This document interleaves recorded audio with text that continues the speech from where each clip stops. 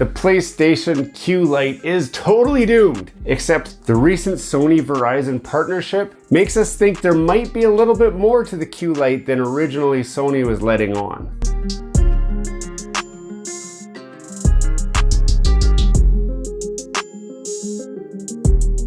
Hello and welcome back to Gears and Tech. I promise you want to watch all the way to the end of this video. Definitely watch all the way to the end because there's going to be very critical information released about this video that you will not want to miss. I promise, okay? Before we get too far into this video, don't forget to subscribe to the channel down below. If you've seen some of our content already and have not subscribed, we want you to join our community. Smash that like button, hit subscribe, and let's get back to the video.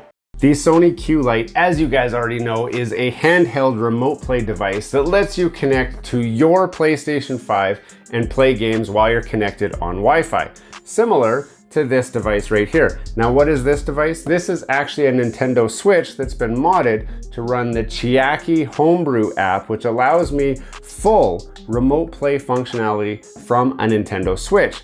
Coupled with this dock, this is a very good Wi-Fi enabled PlayStation device. I use this on the couch when I'm sitting next to my wife. She wants to hang out. I can play any game I want with this device from my PlayStation 5. Now, this particular setup can be done for about $200 when you're looking at a used Nintendo Switch and this controller mod, which I will put a link in the description for. So why would Sony put out a Q Lite device that is strictly for remote play? Is there something more? Is something up their sleeve that makes this more than meets the eye? Well, yes, actually, I believe so. But before we get into the speculation part, let's talk about what exactly this device is, what's been announced, and what we know so far to be confirmed true. The Q Lite has an 8-inch LCD touchscreen display for the middle of the device. It also has two controller wings on it, similar to this, which feature full DualSense controller functionality. So that includes your haptic feedback, that includes your adaptive triggers, it includes everything. Now that is great news for someone like myself because when using like the Nintendo Switch, these small controllers, the small thumbsticks really bother me. Plus, when you're using an experiential game, you really want to enjoy the haptic feedback controller features. That's really where it shines. So if you're playing on a small handheld, you don't want to lose that immersiveness of the whole thing. So it makes sense that that's included. But they talk about the limitations of the device where you have to be connected to Wi-Fi and you have to connect to your PlayStation 5 to stream it. That doesn't mean you need to be in your house. You can actually do remote play on your PlayStation 5 at a hotel, at a friend's house, anywhere in the world where Wi-Fi is available. But that leads us to a huge rumor that I'm going to tell you about right now, and that is that the Q Lite also features a partnership with a major cellular carrier, and it supports eSIMs. Now, the Q Lite actually has a 5G wireless antenna built into the device.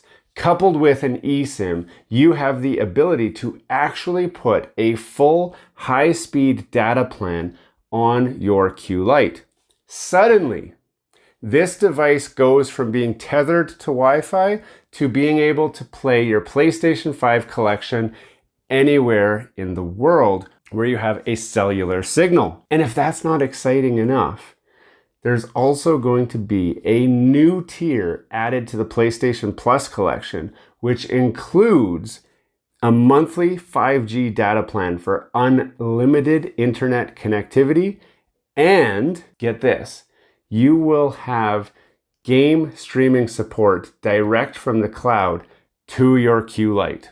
Yes, you heard it here first. They've been saying that it streams direct from a PlayStation 5. The key word here, or the key difference that everybody's been assuming is that it must be your PlayStation 5.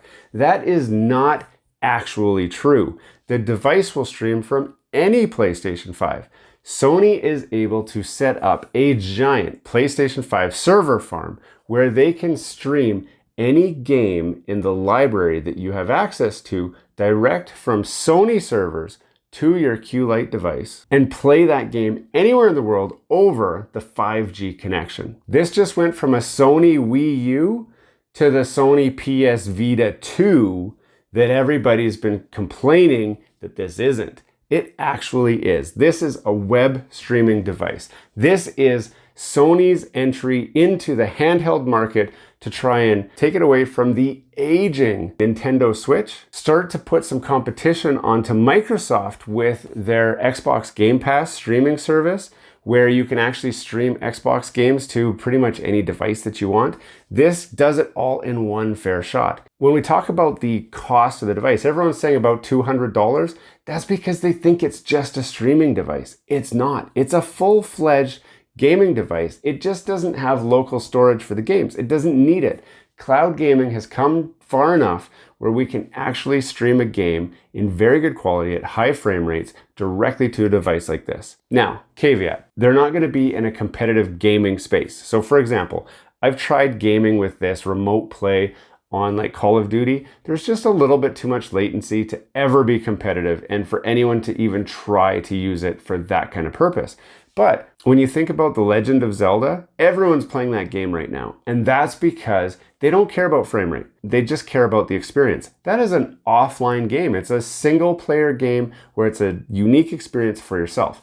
Sony is going after that market, the casual gamers, the ones who don't need a big screen TV or they don't need a high resolution monitor. They just want to play the game and get the experience. There are tons of PlayStation experiences that you can have on a small screen as long as you have the haptic feedback to actually enjoy and experience that full experience. And that's what this device is going to deliver.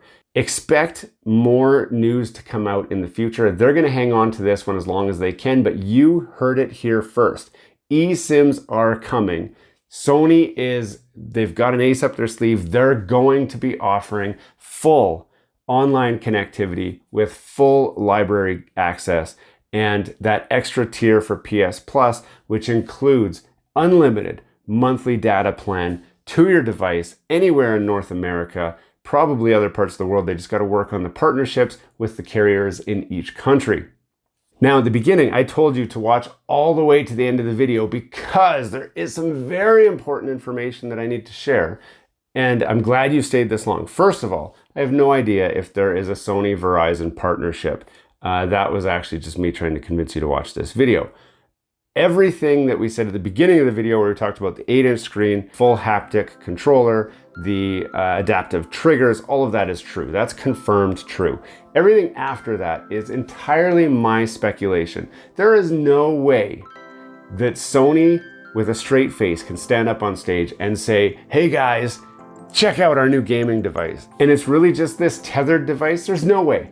Jim Ryan managed to keep a straight face while he told us all about how awesome this was, but they held back on a key feature. I promise you, there is going to be eSIM support. Is there really going to be unlimited data connectivity with a partnership? I hope so. I don't know, but if they really want this to succeed, they will definitely have to include like the first year is covered or some sort of partnership to where it's only like $10 a month or something, or include it as part of a new tier on PlayStation Plus. They just have to. This is all entirely speculation. And you guys are gonna be like, holy crap, Anton, Gears and Tech's at a new low of just total clickbait.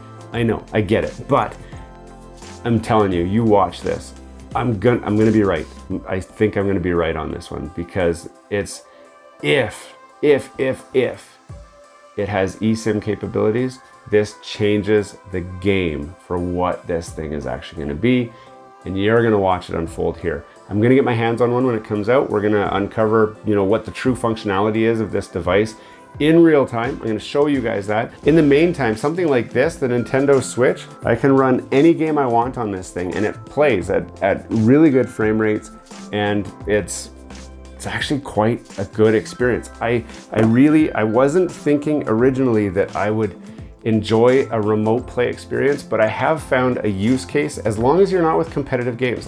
This allows me to play any game that I want that I would normally not take the time to go sit down in front of my TV to play, but I could play in handheld mode on the couch, just kind of here and there or whatever, and it opens up a lot of doors for a lot of people. But coupling in or adding in that remote play feature and that direct streaming feature from Sony server farms totally changes the game. You watch, it's coming. Post in the comments, tell me, what do you think? Do you think that I'm spot on with this, or do you think that I'm just totally out to lunch? I'd love to hear if you think that this is actually gonna happen the way that we've said in this video. Tune in for more fake news and real news alike. Hey, thanks for watching all the way to the end of this video. We hope you enjoy the content in this video, and we'd love to have you come back. Consider subscribing to the channel if you haven't already. And for those subscribers who are looking for that extra special thing that you can do to support this channel, consider joining our members group. That's where we're building this community, the Gears and Tech community, where we can all enjoy content together. You'll get special perks, which we'd love for you to check out by clicking the link down below. For those of you who are just happy to watch the video, that's okay too. You can check out some of our other content right over here, where we've got some previous videos that have already been uploaded and enjoyed by many of our viewers already. We do hope to see you again. This has been Gears and Tech. Have a great day.